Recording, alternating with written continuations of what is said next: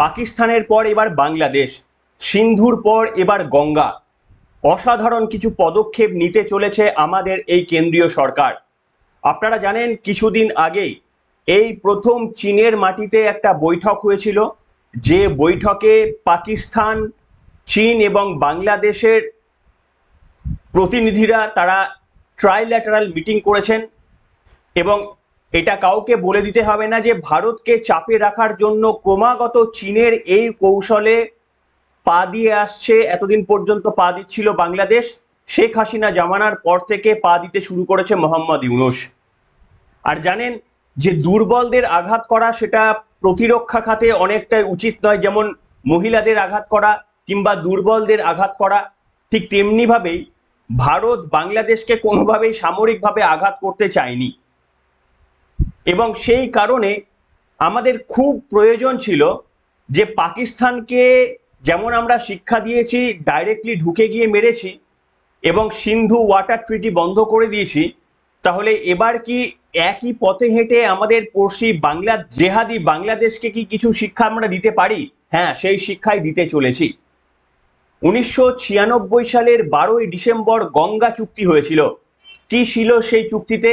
কত পরিমাণ জল ফারাক্কা ব্যারেজ থেকে ভারতের নদীগুলো দিয়ে ফারাক্কা ব্যারেজ থেকে রাজশাহী, খুলনাতে চলে যেত, কতটা পরিমাণ জল বাংলাদেশ না পেয়ে সেগুলো ভারতের মধ্যেই পশ্চিমবঙ্গ কিংবা বিহারে সেচ প্রকল্পে কিংবা বিদ্যুৎ উৎপাদনে কাজে লাগানো হতো, সেই তথ্য আপনাদের দেব। কি ট্রিটি ছিল এতদিন পর্যন্ত, ভারত এই মুহূর্তে কি সিদ্ধান্ত নিতে চলেছে, যে এই জেহাদি দেশকে কিভাবে উচিত শিক্ষা দিতে হয় সেটা ভারত নিশ্চিতভাবে এবার করে দেখাবে। তার কারণ আপনাদের আমি বললাম যে 1996 সালে এই চুক্তি হয়েছিল ভারতের সঙ্গে বাংলাদেশের। তখন বাংলাদেশের প্রধানমন্ত্রী ছিলেন শেখ হাসিনা, ভারতের প্রধানমন্ত্রী ছিলেন দেবেগৌড়া। সেই সময় চুক্তি হয়েছিল 30 বছরের জন্য। এই 30 বছরটা 2026 সালের 12ই ডিসেম্বর শেষ হচ্ছে। আর তারই মধ্যে ভারত পরিষ্কারভাবে ইঙ্গিত দিয়ে দিয়েছে যে যারা সন্ত্রাসবাদীদের মদদ দেয়, যারা ভারতের চিকেন নেক নিয়ে কথা বলে, তাদের সঙ্গে সমঝোতাপূর্ণ রাস্তায় না গিয়ে তাদের যোগ্য শিক্ষা দেওয়ার জন্য পদক্ষেপটা নেওয়া এই মুহূর্তে জরুরি বলে ভারত মনে করছে। সেই কারণে একাধিক বদল এসেছে। কি সেই বদল? আপনারা কি চাইছেন যে এই সিন্ধুর মতো করে বাংলাদেশের জলকে বন্ধ করে দিয়ে উচিত শিক্ষা দেওয়া মানে প্রয়োজন ভারতের? লিখে জানাবেন। কিন্তু আজকে এই পর্ব শুরু করছি আপনাদের সামনে। নমস্কার, welcome to simple as ABC. আপনাদের সকলকে স্বাগত জানিয়ে শুরু করছি আজকের বিশেষ খবর।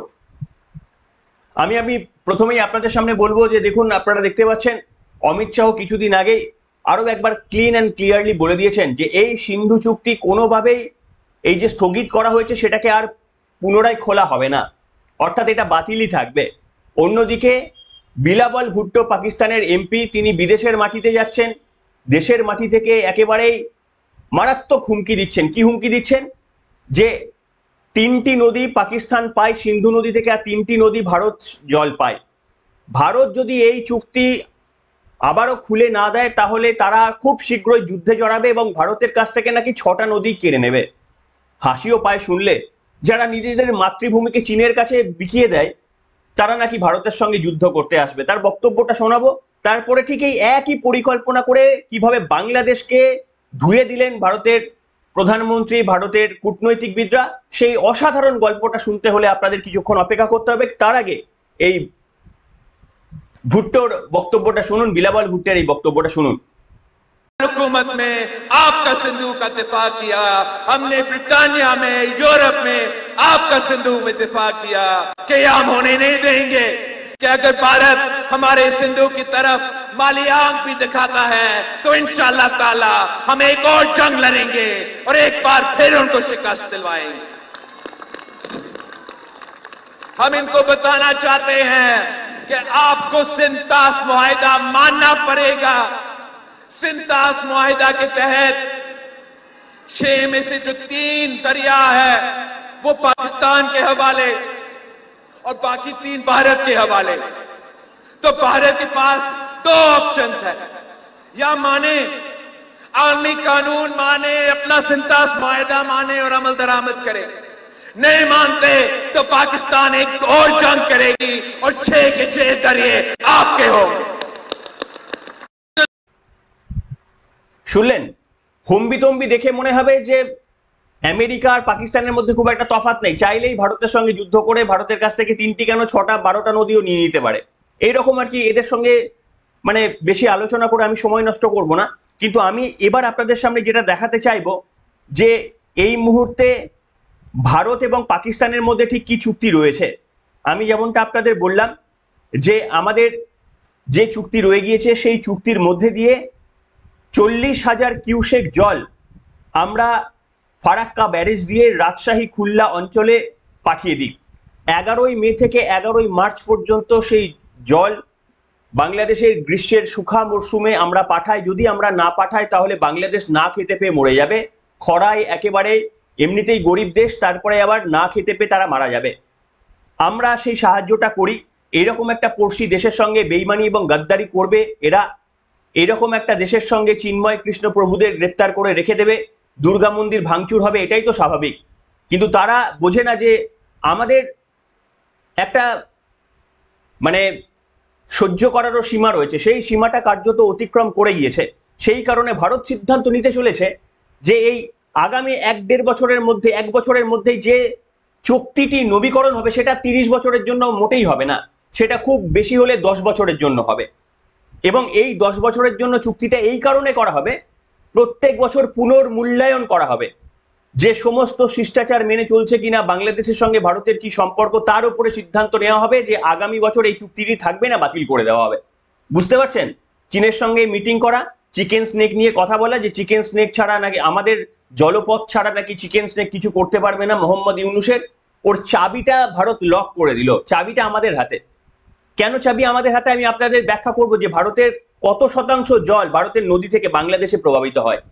ভারত যদি প্রত্যেকটা নদীর জল বন্ধ করে দেয় বাংলাদেশে কি পরিণতি হবে স্ট্যাটিস্টিক্স দিয়ে বোঝাবো। তার আগে যেটা আপনারা এই মুহূর্তে বুঝে নিন, আমি আপনাদের বর্তমান ট্রিটিটা দেখাবো।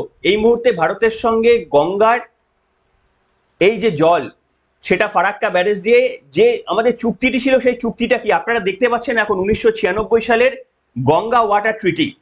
সেখানে কি ছিল আপনারা দেখুন, যে যদি 70,000 কিউসেক অর লেস জলের পরিমাণ হয় তাহলে তার শেয়ার ভারত নেবে 50%, বাংলাদেশ নেবে 50%, অর্থাৎ আপ টু 70,000 কিউসেক ওয়াটার এই পরিমাণ যদি জল হয় তাহলে ভারত বাংলাদেশ দুজনাই সমান সমান ভাগ করে নেবে। ধরুন কোনো বছর 60,000 কিউসেক, মানে 60,000 কিউসেক জল আসলো, তাহলে বাংলাদেশ আর ভারত 30,000 কিউসেক জল নিয়ে নেবে।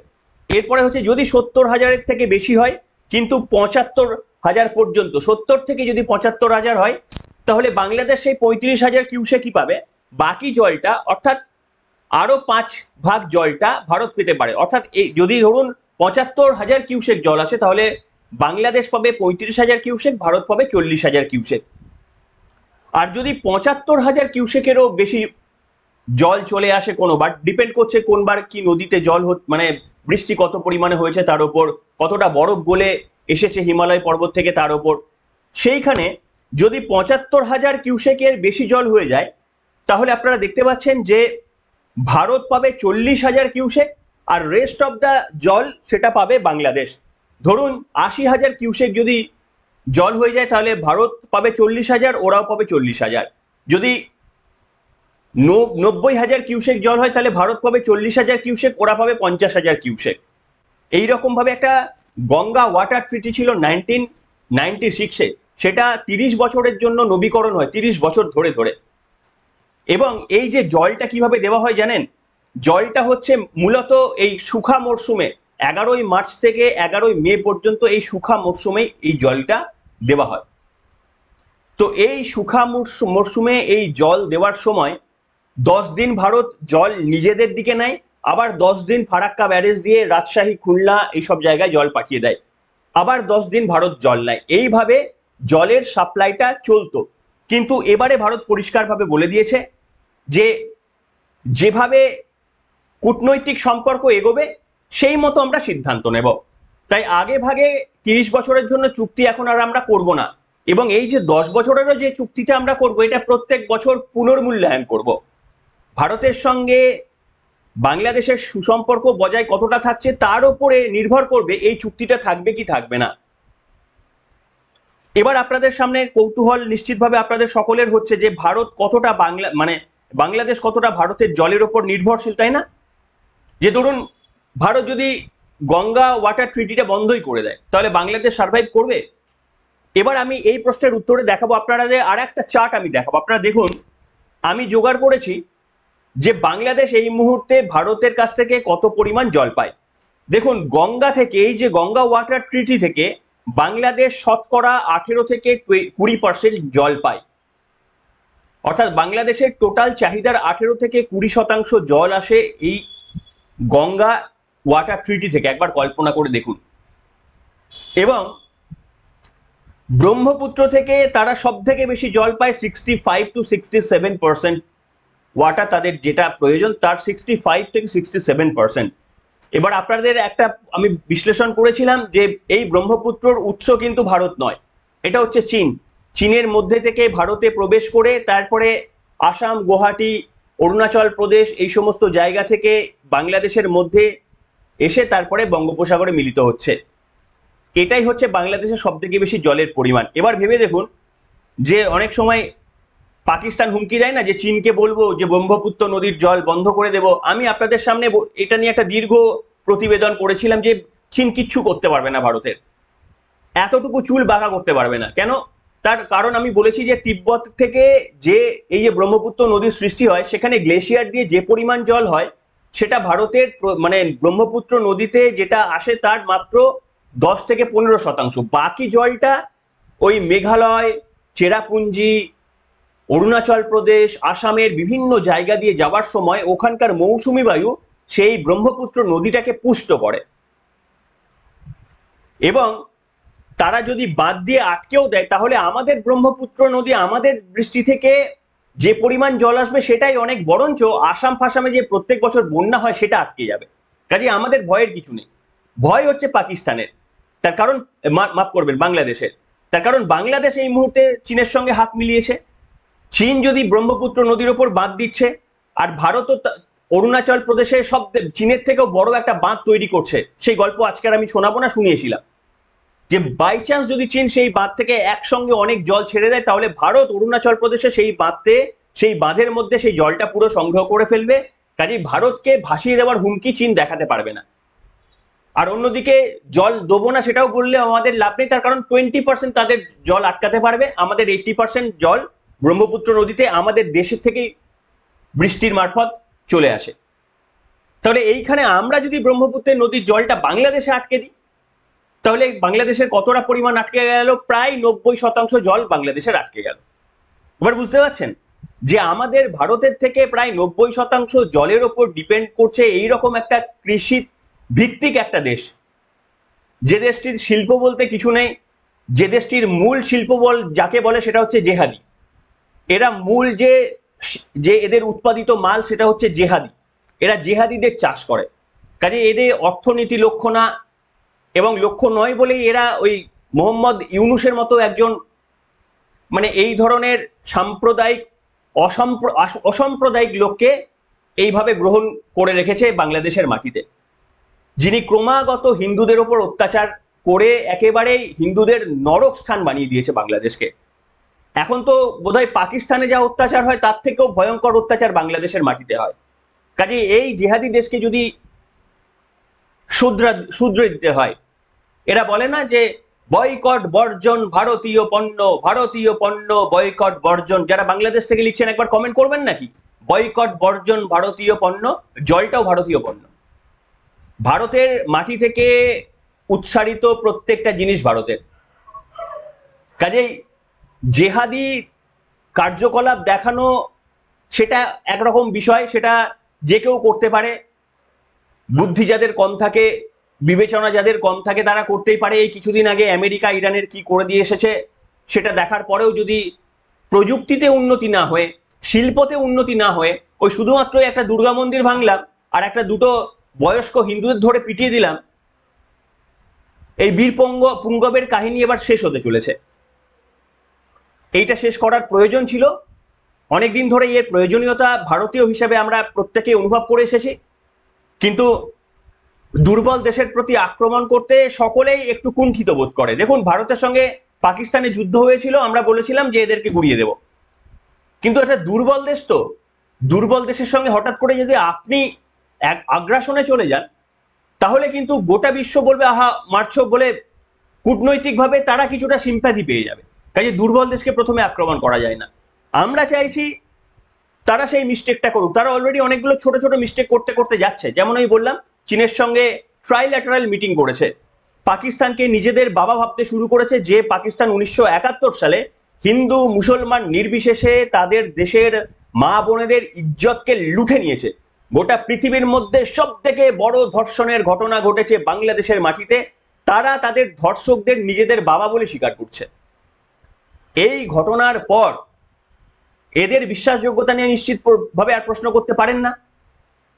তাহলে এদের যখন বিশ্বাসযোগ্যতা প্রশ্ন করতে পারেন না বলে ইন্ডিয়ার তরফ থেকে কিছু একটা করতে হবে, যুদ্ধ করা বিকল্প নয়। তাহলে তার বিকল্প কি? এই ওয়াটার চুক্তি, গঙ্গা ওয়াটার ট্রিটি। এই ট্রিটির মাধ্যমে আমাদের কাছে ক্ষমতা থাকলো যে আমরা প্রত্যেক বছর পুনর্মূল্যায়ন করব, 30 বছর নয় 10 বছরের চুক্তি করব। কত হাজার কিউসেক জল আমরা ছাড়বো সেটা এমনিতেই ফারাক্কা ব্যারেজের উপর ডিপেন্ড করে। এটা পুনর্মূল্যায়নের উপর, তারা জেহাদি কার্যকলাপ যতটা করবে ততটাই আমাদের সেই জায়গা থেকে আমাদেরকে আটকাতে হবে। আমি সম্ভবত আপনাদের সামনে আরো একটা ভিডিও আনবো, শুধু এই দিক থেকে নয়। আপনারা জানেন যে বাংলাদেশের বিভিন্ন জিনিসপত্র অনেক বন্দর দিয়ে আনাতে নিষেধাজ্ঞা ভারতের তরফ থেকে মানে জারি করা হয়েছিল। সেগুলো ভারতের নৌবন্দরে এসে সেগুলোকে এক্সপোর্ট করা হতো, বিশেষ করে ওই তাঁত জাতীয় শিল্প এইগুলো। এর ফলে কি হয়েছে জানেন? আমি এটা নিয়ে একটা পরে পূর্ণাঙ্গ ভিডিও আনার চেষ্টা করব। সেটা হচ্ছে যে এই মুহূর্তে গোটা বিশ্বের 1 নম্বরে তাঁত জাতীয় শিল্পের পছন্দের দেশ ছিল গোটা বিশ্বের মধ্যে বাংলাদেশ। আপনারা জানেন ঢাকা মসলিন পৃথিবীর জগৎ জোড়া নাম রয়েছে। তারা এই মুহূর্তে গোটা পৃথিবীর সব থেকে বড় মার্কেট শেয়ারটা বাংলাদেশের দখলে ছিল। কিন্তু এই রিসেন্ট খবর বলছে, আমি আপনাদের সামনে ডিটেলে অ্যানালিসিসে নিয়ে আসবো, যে এই মুহূর্তে পৃথিবীর পছন্দ আর বাংলাদেশ নয়, ভারত। কেন? তাদের মধ্যে জিহাদিদের চাষ হচ্ছে, কেউ বিজনেস করতে আর তাদের মধ্যে সাহস করছেন না।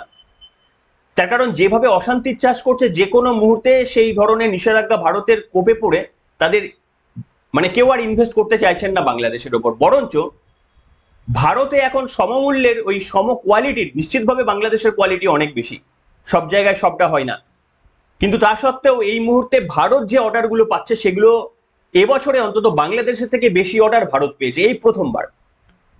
কাজেই বুঝতে পারছেন সব দিক থেকে এই জেহাদিরা শুধু জেহাদিকে বিকল্প করার জন্য এরা সবকিছু ছাড়তে প্রস্তুত। কিন্তু এরা একদিন ওই ইরানের মতো আত্মসমর্পণ করা ছাড়া এদের আর কোনো রাস্তা থাকে না। এনিওয়ে, সেই আত্মসমর্পণের রাস্তায় আরো এক ধাপ এগিয়ে আসলো মোহাম্মদ ইউনূসের সরকার। ভারত সরকার শুধু এটা বুঝিয়ে দিল যে তোমরা এক স্টেপ এগোলে আমরাও এক স্টেপ এগোনোর, যুদ্ধ করে নয়, দুর্বলের সঙ্গে যুদ্ধ হয় না, সবল আর দুর্বলের মধ্যে যুদ্ধ হয় না, কিন্তু তোমরা যদি জেহাদি কার্যকলাপ দিয়ে এক স্টেপে এগো, আমরাও আমাদের ওই 10,000 কিউসেক করে জল কমাতে থাকবো। লিখে জানাবেন আপনাদের মতামত। আপনারাও কি চাইছিলেন ভারতের তরফ থেকে এইরকম একটা পদক্ষেপ আসা উচিত? লিখে জানান আজকের এই পর্বে। এখনকার মতো এখানেই।